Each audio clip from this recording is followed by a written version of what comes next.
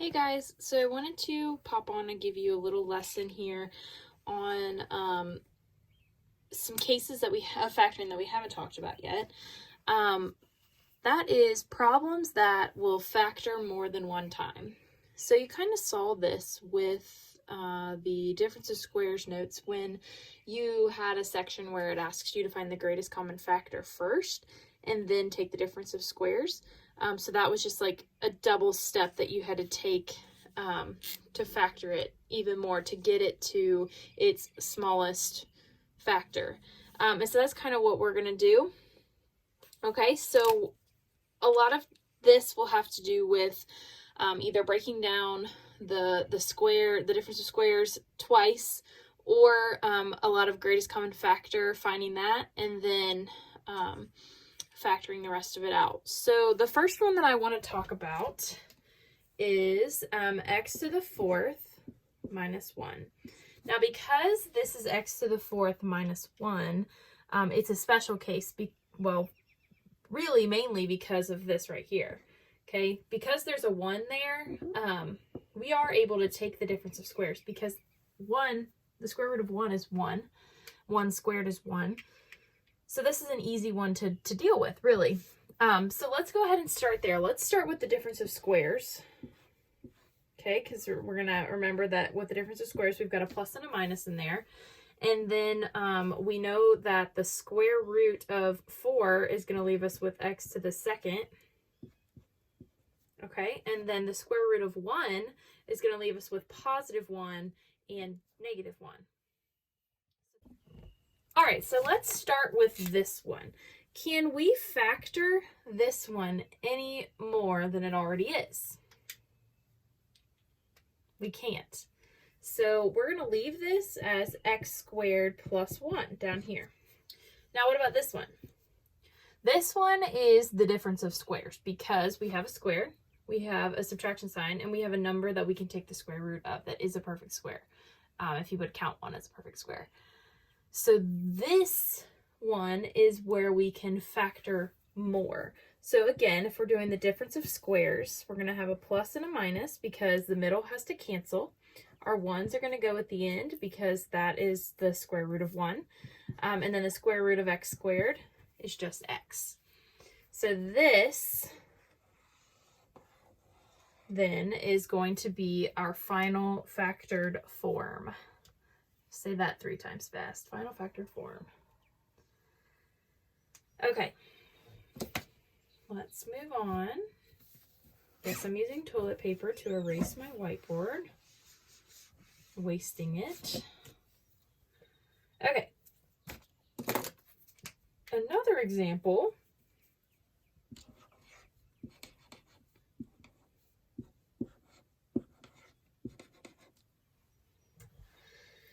All right. So we have 3m cubed minus 75m. So on this one, we want to find a greatest common factor. All right, so let's first look at 3 and 75. My first instinct is, okay, can 3 go into 75? Yes, it can, and it can, so we can pull out a 3. And then we want to take the variable with the smallest exponent. So we're going to take an m. So that's our greatest common factor, okay? And then now we need to go ahead and divide both of these by 3m. So that's going to leave us with 1m squared. And then negative 75 divided by 3 is going to leave us with negative 25. And then m divided by m is just going to leave us with no m.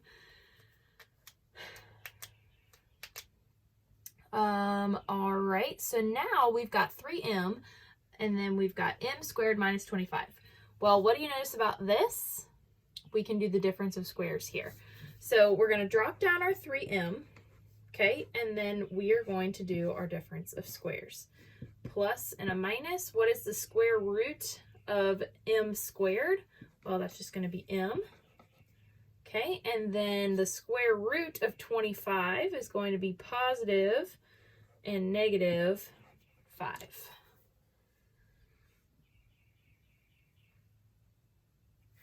And there's that one. That one was pretty easy, I think.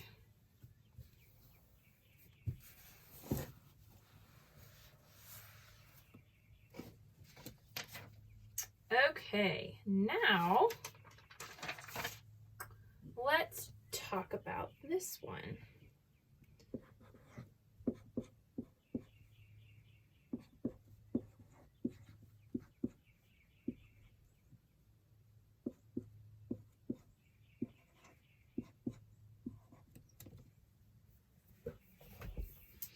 All right, 5x to the fourth plus 30x to the third plus 45x squared. So again, we want to take out a greatest common factor. So let's look to the 5. Can 5 go into both 30 and 45? Yes, it can. So I'm going to go ahead and pull 5 out. Okay, now we need to look for our variable. Each one has at least one variable, or one x. This is x squared, x cubed, and x to the fourth. So we need to take the smallest one, which is going to be x squared. So then we're going to divide all of our terms by 5x squared. So if we divide this by 5x squared, we're left with x squared. Then if we divide 30 by 5, we are going to be left with 6. And x to the third divided by x to the second, you subtract your exponents. 3 minus 2 just leaves you with x, okay? And then 45 divided by 5 leaves us with 9. And then x squared divided by x squared, subtract your exponents. 2 minus 2 gives you x to the 0 power, which is just 1. So we do not have an x on that final term. All right, so that was our first step. We pulled out the greatest common factor, and now we can take this part and factor it, just like we have been, okay? This sign is a plus sign, so that means these two signs are going to be the same. And based on this one, we know that both of these are going to be plus signs. I also know that x squared, to get that, I have to have my x's here. So now I need my factors of 9. Well, I've got 9 and 1, 3 and 3. And which of those two options are going to give me 6 when I add them up? Well, looks like it's this one. So we're going to have 3's. And then we bring down our 5x squared. And there it is. That is our final factored form.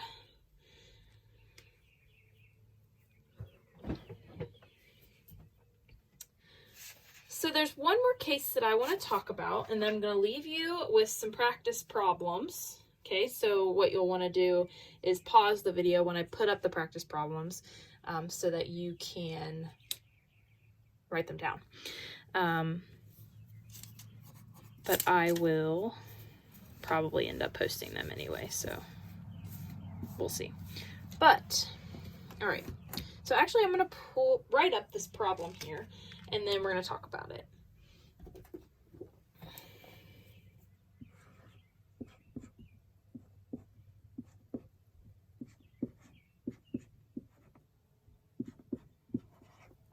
Okay, so if I have a problem like this, when we have fourth degree polynomials, there's going to be a little bit of a wrench in things, because in that last problem we did, there was a greatest common factor.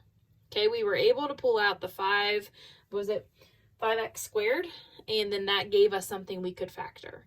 Okay, but in this case, there is no greatest common factor. There's not a common number that goes into 6, 17, and 5, and not all of them have an x, so we can't pull it out to make the first term an x to the fourth. So we have to have another way. So I want to show you, let's see how this works. I'm going to show you this.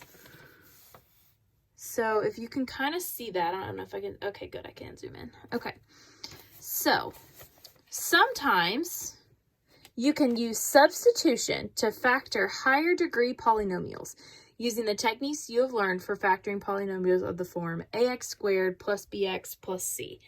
So basically what they're saying is that we are going to substitute something. And that's going to help us be able to use what we already know to factor, and then we'll go back in the end and fix everything. So let's take a look. This is our problem. 6x to the fourth plus 17x plus 5. All right. Solution. So what they want us to do is to substitute u for x squared. And if you do that, you'll get an expression that you know how to factor. Okay? For example, what they did was they substituted the u for x squared. So if they substitute the u for x squared in x to the fourth, what's left? U squared, right? Because that's 2 x squareds. Gives you x to the fourth. Because this is x squared and that is squared. So that gives you x to the fourth, if that makes sense. So let me zoom back out for a second. So u equals x squared. Okay, u equals x squared. So if we have u, that equals x squared. If we have u squared, we have x to the fourth. And that's going to help us in this, okay? So zooming back in, they have 6u squared, so that stands for x to the fourth. And then they have 17u, which, look, stands in place of x squared because we're substituting u for x squared. And then the plus 5 is the same because it didn't have anything on there that we needed to substitute. All right, so now when we're here, we know how to factor this. Okay, we can factor that one. So now I want you to go ahead and factor that expression. What's that going to look like?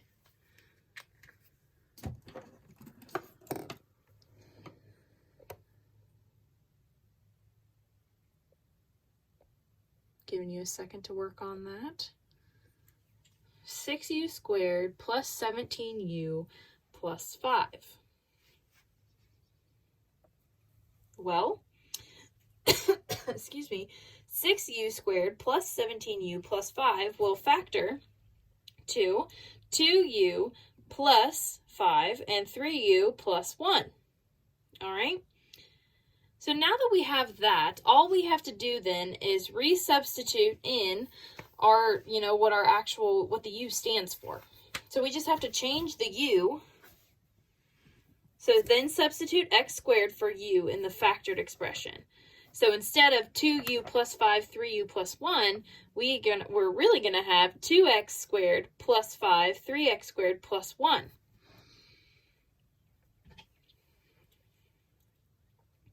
So then, 6x to the fourth plus 17x squared plus 5 factored is 2x squared plus 5, 3x squared plus 1. If you don't believe me, let's FOIL. 3 times 2 is 6, and then x2 plus 2 is x to the fourth.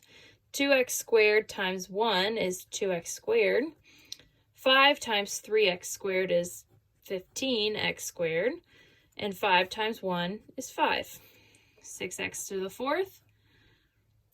15 plus 2 is 17x squared. And then I bring down my plus 5. There it is.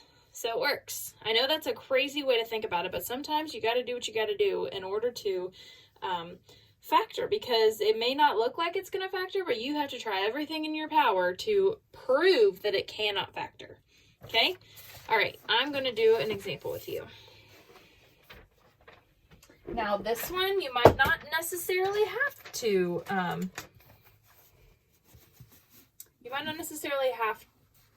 substitute to do this one, but I'm going to just kind of help you get the idea.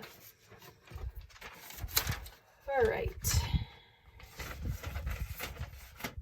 So if we have x to the fourth minus x squared minus 20. So that's what we're going to factor now. So again, we're going to substitute u for x squared. So when I substitute u for x squared over here, I'm going to have u squared. And then this is going to become u. And then I'm going to bring down my 20. Now I know how to factor this one. Okay? So I'm going to have a minus sign first and then a plus sign. All right, so I know that u times u is going to give me u squared. So I'm going to put those there. And then, so factors of 20, 20 and 1, 2 and 10, 5 and 4. Which of those combinations is going to give me 1? 5 and 4. Okay, but the 5 has to be negative and the 4 has to be positive. Okay, so there's this expression as factored form. Okay, now our last step then is to substitute the x squareds back in for the u's. Okay, so then my final answer is going to be x squared minus 5, x squared plus 4. Oh no, I didn't just do that. I hope you can see all of that. I forgot to zoom back out. Oh well, you can see it now. Sorry guys. Oh.